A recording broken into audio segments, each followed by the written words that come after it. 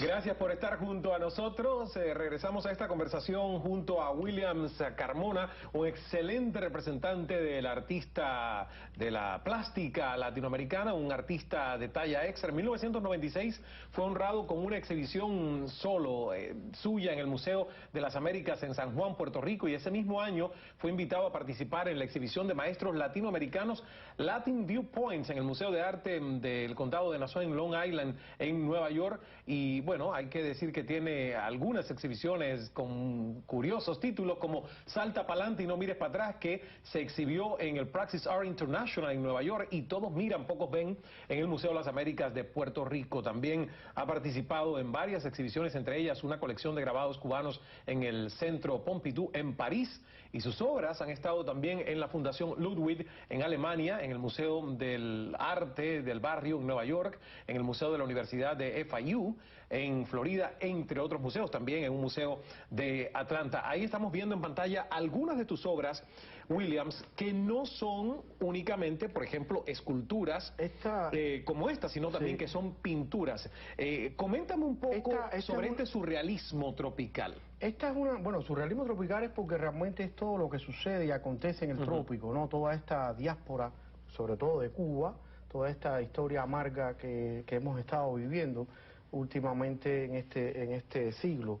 Hay varias obras ahí que ves que son balseros, ¿no? Que son gente que migra, gente que escapa, gente que huye del terror, ¿no?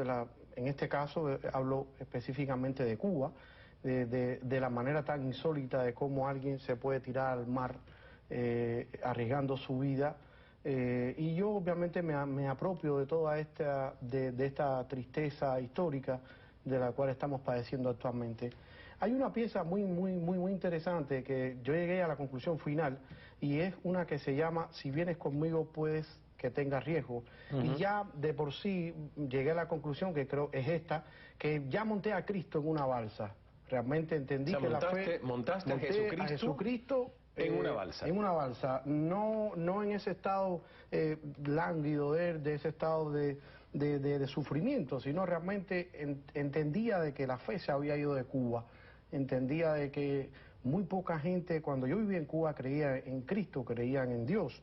Y entonces, pues desde aquí, esta obra de hecho la hice aquí, la hice en Puerto Rico, una exhibición que tuve en el año 1980 o en 1994, y ahí llegué a la conclusión final de que hasta el Dios Supremo se había ido de mi tierra, había abandonado mi tierra a mi gente. Y esta fue una exposición que fue bastante controversial, porque realmente desemboqué todo lo que yo sentía de haber emigrado. En este caso, personalmente, yo, de la manera que yo hubiese estado montado en ese momento en una balsa también. Claro, no lo hice. Pero tú no saliste de otra manera, en una balsa, exactamente, de Cuba. Pero yo siento eso realmente, y por eso hice esta serie grande de... Ahora, lo que sí me llama la atención es que el tema de Cuba, obviamente, a pesar de que ya han pasado 20 años, ¿no? Sí. Que tú saliste de Cuba. Sí. El tema de Cuba sigue siendo recurrente en tu obra. Y aún estando tú en Cuba, eras un artista bastante contestatario. O sea, hablemos nada más de una de esas performances, como se le llama a este movimiento que incorpora el arte con el cuerpo, exacto, corporal, y que fue muy problemático o muy censurado, y que tenía que ver también con la necesidad de expresar digamos, el sentimiento de censura que ustedes creían que en ese momento vivían los artistas y el arte en Cuba. ¿Cómo fue eso? Hay un momento dentro de la historia cubana, bueno, cuando yo estaba estudiando, que empecé a darme cuenta, que empecé a aplicar lo que me enseñaba, ¿no? Yo creo que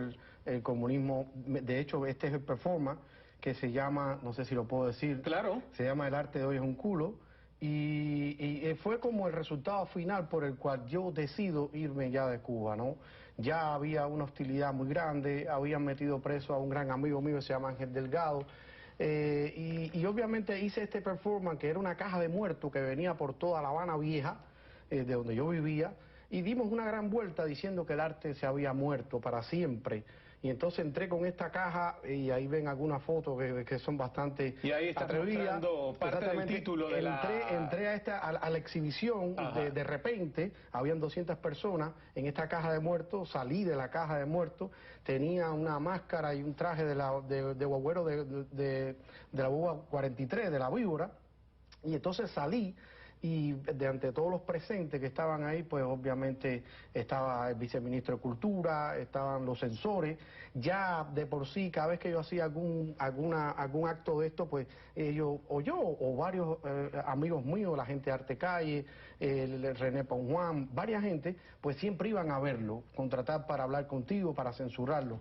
Y en este caso lo que hice fue que me bajé los pantalones y se lo enseñé a todos los presentes. Y bueno, esa imagen ahí mismo obviamente... sí, ahí en los glúteos tenía puesto el arte de hoy. El arte de hoy. Eso obviamente me acarrió muchos problemas, obviamente me llamaron, me advirtieron, yo tenía algunos proyectos, se censuraron todo, y realmente pues fue bastante, ya había una hostilidad muy grande, y empecé a pensar cómo me voy de aquí para seguir haciendo lo que pienso y creo, sin que nadie me pueda coartar mi libertad de expresión.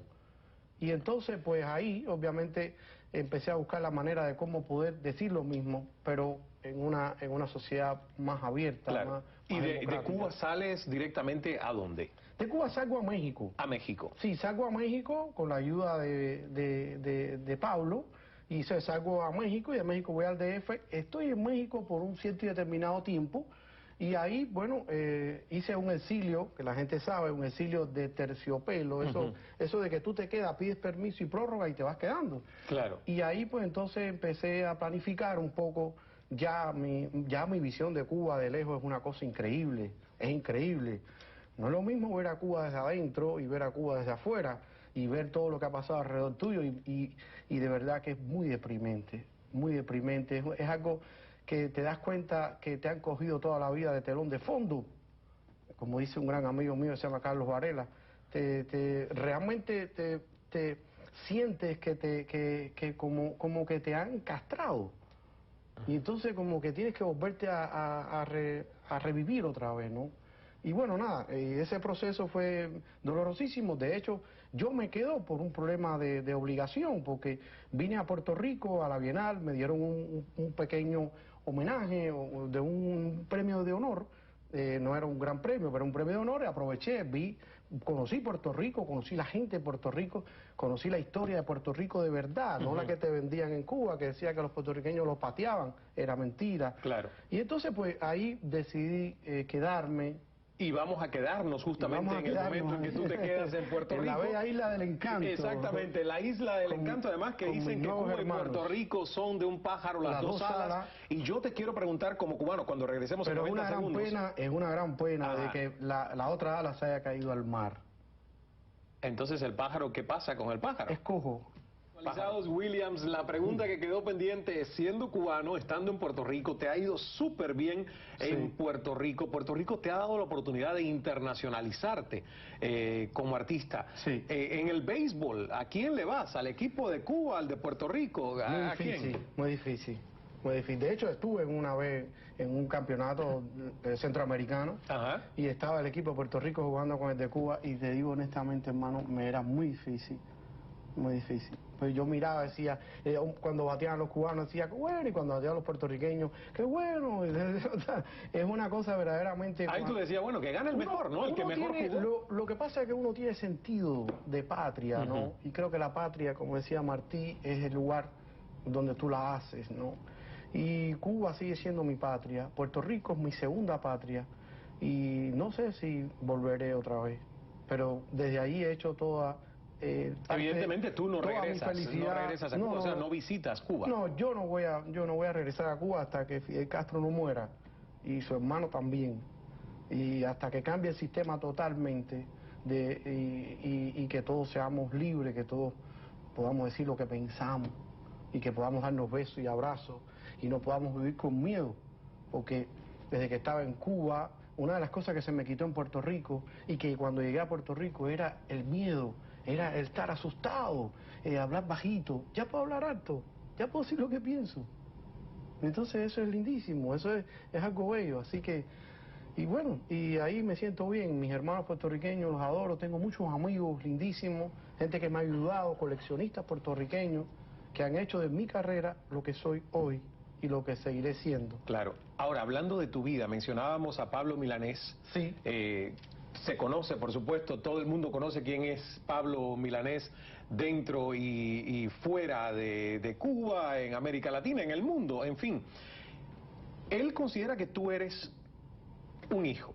Y tú consideras... Parte de su vida. Parte, exactamente. Y tú consideras que Pablo Milanés es tu padre. Mi padre, sí. ¿Por qué y cómo surge esta relación tan estrecha, tan familiar con Pablo Milanés? Acuérdate que yo vengo de altos contrastes. Yo soy un niño huérfano de chiquito. Que eso además es un capítulo que quiero dejar para una parte porque muy bien. Huérfano, pero desde los 11 meses. Desde los 11 meses. Tu madre me abandonó te en un hospital. abandona en un hospital. Sí.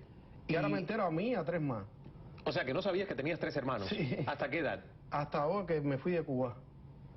Bueno, hasta hace poco. Ajá, pero, sí. ¿Pero los llegaste a conocer o simplemente te has enterado de que tienes hermanos? Bueno, perdóname, los llegué a conocer a través de una hermana que vive en Puerto Rico, que se llama Norca, que es la que se encarga de esa relación de entre ellos y yo. ¿Y por qué tu madre te abandonó a los 11 meses? ¿Te llegaste a enterar alguna vez de la razón? ¿Quieres hablar de esto ahora o sí. quieres hablar ahorita? Sí, yo creo que mejor hablemos de esto y llegamos a Pablo ya de adulto, ¿no? Porque... Sí, exactamente. Pablo, mira, nunca he hablado de Pablo, jamás en la vida. A mí me han hecho millones de entrevistas, yo jamás he hablado de él. Yo considero que es San Pablo, no aquel de allá, este de aquí. Pablo, yo empecé, cuando conocí a Pablo era muy joven, tenía unos 14 años, era un niño. Con él conocí la verdadera realidad de Cuba, conocí a la gente que vivía en Cuba, cómo vivía la gente en Cuba. Antes de eso yo era un becario, o sea, me pasé toda mi vida becado en una escuela, conocía el concepto de la beca, conocía lo que era la maldad, yo enfrentado contra la barbarie, contra el mundo, sobreviviendo en todo momento a todo, a las calamidades, a las necesidades, a la falta maternal, paternal.